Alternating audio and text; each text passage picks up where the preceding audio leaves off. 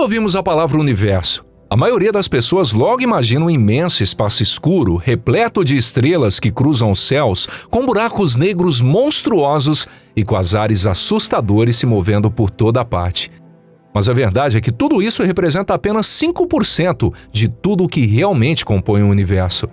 Ou seja, só 1/20. Olá, pessoal! Todo o resto é completamente invisível e intocável para nós. E pior, até mesmo a metade desse pequeno 5% ficou desaparecida por muito, muito tempo. Simplesmente sumiu. Estamos falando de algo como 10 elevado à potência 44 de toneladas. Isso equivale a cerca de 150 bilhões de vezes a massa de todas as estrelas da nossa nada modesta galáxia. E aí, pessoal? Esse é o nosso canal Pipa, e eu sou o Deluca. E hoje vamos contar como foi que conseguiram encontrar essa parte sumida do universo. Bora começar?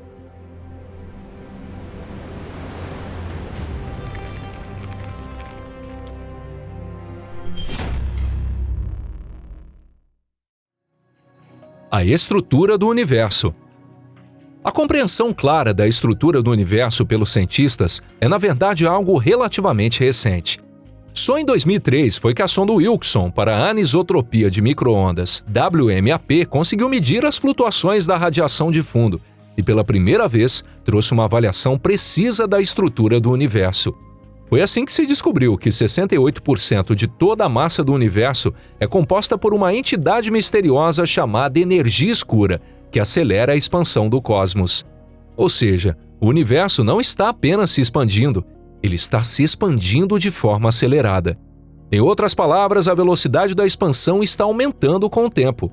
Já cerca de 27% do universo é composto por outra entidade extremamente enigmática, a matéria escura. Ela, por sua vez, parece estar tentando desacelerar a expansão do universo. Mas, como dá para ver, não está tendo muito sucesso nisso não. Pelo menos ela cumpre bem o papel de manter as estrelas das galáxias agrupadas, como cardumes de peixes, evitando que se espalhem desordenadamente. Só isso já é algo pelo qual devemos ser gratos. Tanto a energia escura quanto a matéria escura não podem ser observadas diretamente. E para ser sincero, nem sabemos ao certo o que elas realmente são.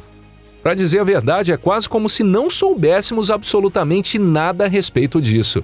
Assim, ao entrarmos no terceiro milênio, acabamos descobrindo que não compreendemos 95% do universo ao nosso redor. Tudo o que podemos afirmar com certeza se refere a apenas 5% da matéria do universo. Essa parte é chamada de matéria bariônica. Isso porque ela é composta por prótons e nêutrons, ou seja, por bárions. Inclui as estrelas e os planetas que conhecemos, os seres vivos que talvez existam neles e, claro, nós mesmos também fazemos parte disso. Mas como é que podemos ter certeza de que essa é mesmo a estrutura do universo? Vale lembrar, tanto a energia escura quanto a matéria escura são invisíveis. Então, só conseguimos fazer suposições com base em evidências indiretas. E o problema é que essas evidências indiretas são muito complicadas. Imagine tentar entender por que ficou frio à noite. Será que o cobertor escorregou? Ou será que o aquecedor foi cortado por falta de pagamento? Difícil saber, não é? Quem sabe o planeta entrou subitamente numa nova era glacial? Só quando você acorda, verifica onde está o cobertor, encosta no aquecedor e dá uma espiada pela janela. E aí você consegue identificar a causa do frio com precisão. É isso que chamamos de pistas indiretas. O inventário do universo. Nós temos os 5% da matéria bariônica, que é a parte do universo que conseguimos observar. Se conseguimos contar tudo isso e realmente for só 5%, então nossa teoria sobre a estrutura do universo estaria correta. Foi aí que os cientistas decidiram: vamos fazer um inventário completo do universo de uma vez por todas.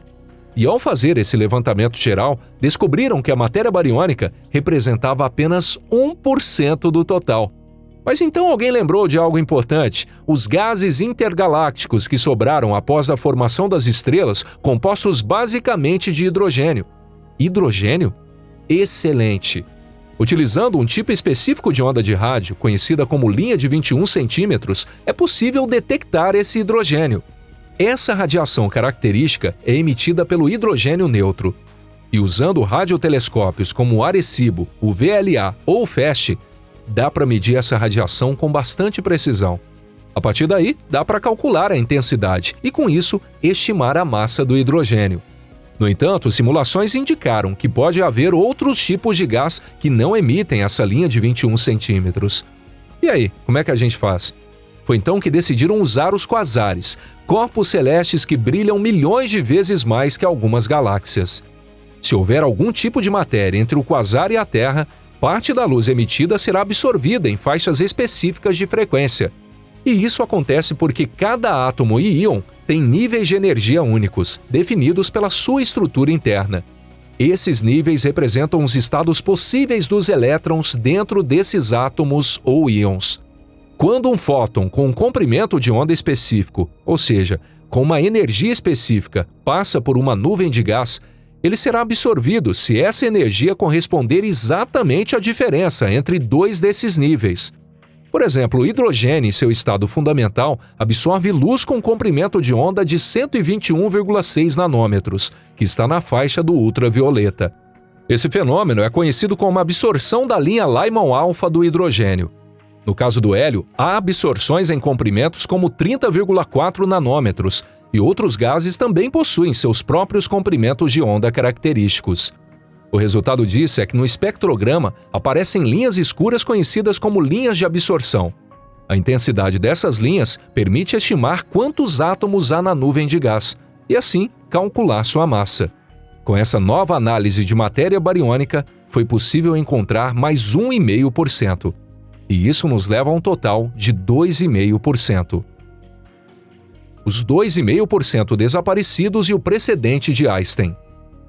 Então, onde será que estão os 2,5% restantes? Aquela metade que, em teoria, deveria existir? Será que, na verdade, a nossa teoria sobre a estrutura do universo está errada e que a matéria bariônica não representa 5%, mas apenas 2,5% do total? O que diríamos dos resultados obtidos por aqueles satélites de observação? Isso logo fez muita gente lembrar de um caso famoso, o eclipse de 1919, quando a teoria da relatividade geral de Einstein foi confirmada. Segundo os cálculos de Einstein, a gravidade do Sol deveria desviar a luz numa quantidade 2 vezes maior do que previa a teoria de Newton. E a observação feita em 1919 confirmou que Einstein estava correto. Será que agora, passados 100 anos, estamos diante de uma reviravolta?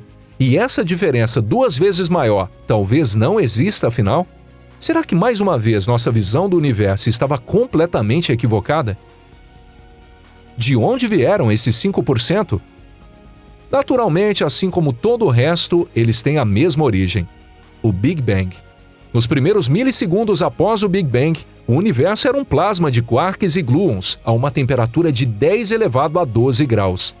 10 segundos depois, essa temperatura já havia caído para 10 elevado a 9 graus, e os prótons e nêutrons começaram a se formar. 3 minutos mais tarde, a temperatura caiu ainda mais, para 1/10 disso, e os prótons e nêutrons começaram a se combinar, dando origem ao deutério, o hidrogênio pesado. 2 núcleos de deutério se fundiram quase imediatamente, formando o núcleo do hélio 4, 2 prótons e 2 nêutrons. Esse processo de núcleo-síntese durou até cerca de 20 minutos após o nascimento do universo. Depois disso, a temperatura caiu abaixo de um limite crítico e as fusões nucleares cessaram. Os cálculos indicam que, nesse ponto, 25% da massa bariônica havia se transformado em hélio 4, enquanto os outros 75% permaneciam como hidrogênio, dos quais cerca de 0,0015% eram deutério. Em outras palavras, para cada 1 milhão de átomos de hidrogênio comum, formado por um único próton, havia cerca de 15 átomos de deutério, compostos por um próton e um nêutron. A propósito, um simples copo de chá ou café que tomamos de manhã pode conter cerca de 0,05 gramas de deutério, algo em torno de 1,5 ou 10 elevado a 21 átomos. E todos esses átomos de deutério foram criados nos 3 minutos após o Big Bang. Eles não podem ser produzidos por nenhum outro processo. Isso significa que são, sem dúvida, as coisas mais antigas que você já teve nas mãos. Mas voltando à proporção entre hélio e hidrogênio. Com base nessa proporção, os cientistas conseguiram estimar a massa total do universo. Esses cálculos já vinham sendo feitos desde a década de 40. No entanto, observações realizadas na virada do milênio mostraram que o universo parecia se comportar como se fosse muito mais pesado do que se imaginava. Isso forçou os cientistas a introduzirem o conceito de matéria escura. E com a descoberta de que o universo está se expandindo de forma acelerada, surgiu também o conceito de energia escura. No fim das contas, a massa do universo estimada nos anos 40 correspondia a apenas 5% do valor calculado 60 anos depois. E o mais irônico, nem mesmo metade desses 5% foi encontrada até hoje. WHIM, o gás intergaláctico morno e quente. Para encontrar esses 2,5% que ainda faltavam, o que representa uma massa absurda de 10 elevado a 44 toneladas, surgiu a hipótese de que os baryons poderiam estar escondidos no espaço entre as galáxias, na forma de um gás aquecido. Essa hipótese ficou conhecida como Warm-Hot Intergalactian Medium, ou simplesmente WHIM. Trata-se de um gás composto por átomos de hidrogênio, hélio e outros elementos que se encontram em um estado de alta energia, mas que não é quente o suficiente para ser facilmente detectado por raio-x ou luz visível. Esse gás está espalhado principalmente no espaço entre uma galáxia e outra, e sua temperatura pode variar de 100 mil a 10 milhões de kelvins. Pode ser extremamente quente, mas ao mesmo tempo com densidade muito baixa, e ele acaba sendo muito difícil de detectar pelos métodos convencionais. A conquista da fortaleza dos 2,5%. Para conquistar a fortaleza dos 2,5%, diversas abordagens foram colocadas à prova. Primeiro, com o uso dos telescópios de raio-x como o Chandra e o XMM Newton. Nós conseguimos detectar a presença de gás quente e rarefeito dentro das estruturas filamentares que ligam as galáxias no universo. Esses telescópios são capazes de captar os raios-x emitidos pelos gases de alta energia presentes no espaço intergaláctico. Através dessas observações, descobriu-se que a maior parte dos baryons desaparecidos está de fato presente na forma de gás com temperaturas entre 1 milhão e 10 milhões de kelvins. Em segundo lugar, voltou-se a atenção para um efeito previsto em 1969 pelos astrofísicos soviéticos Rashid Sunyaev e Yakov Zeldovich. O universo inteiro é preenchido por uma radiação de fundo, um vestígio do Big Bang. Essa radiação é quase uniforme, mas apresenta pequenas flutuações de temperatura. No entanto, quando passa por regiões de gás extremamente quente, como aglomerados de galáxias, esse gás pode interferir na radiação de fundo e alterar seu espectro. Esse fenômeno é causado pela dispersão Compton inversa, em que os elétrons do gás quente colidem com os fótons da radiação de fundo. E quando isso acontece, os fótons ganham energia e têm sua frequência deslocada para comprimentos de onda mais curtos, ou seja, mais energéticos. Com telescópios modernos como o Planck, o Chandra e o XMM Newton, foi possível detectar esse efeito. Também foram utilizadas as emissões de raio-x de quasares. Quando a luz de quasares distantes atravessa nuvens de gás quente no espaço entre galáxias, certas faixas dessa luz são absorvidas por esse gás. Isso produz linhas de absorção características no espectro, que permitem estimar tanto a densidade quanto a quantidade total de gás presente. Ao analisar os espectros dos quasares, conseguimos calcular a quantidade de baryons escondidos ali. Por fim, há também um método que usa explosões rápidas de ondas de rádio para detectar o gás intergaláctico e estimar a sua densidade e massa. Quando essas ondas atravessam nuvens de plasma ou gás ionizado, sua velocidade de propagação varia conforme a frequência, o que gera um fenômeno chamado dispersão. Isso ocorre porque os elétrons do gás desaceleram o sinal de rádio em diferentes graus, dependendo da frequência. O resultado é que os sinais chegam com diferentes atrasos, sendo mais lentos nas frequências mais baixas. E esse atraso pode ser observado analisando o tempo de chegada de cada faixa de frequência. A partir dessas informações, podemos calcular a massa do gás e, com isso, estimar a quantidade de baryons que ele contém. As fontes mais comuns dessas explosões de rádio rápidas incluem pulsares, quasares e buracos negros supermassivos. Ou seja, o universo está cheio de corpos celestes que, de certa forma, ajudam os cientistas em suas investigações. E foi graças a essa abordagem em várias frentes que os esforços finalmente deram resultado.